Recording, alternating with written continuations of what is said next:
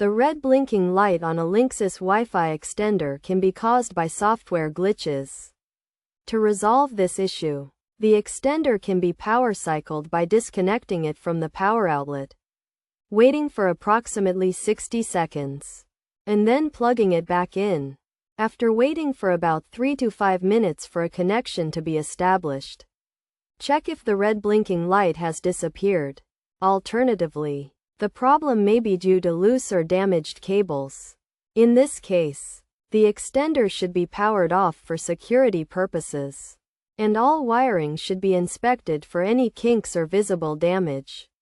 Any damaged wires should be replaced, and wrongly connected or loosely attached cables should be corrected or reattached using the manual.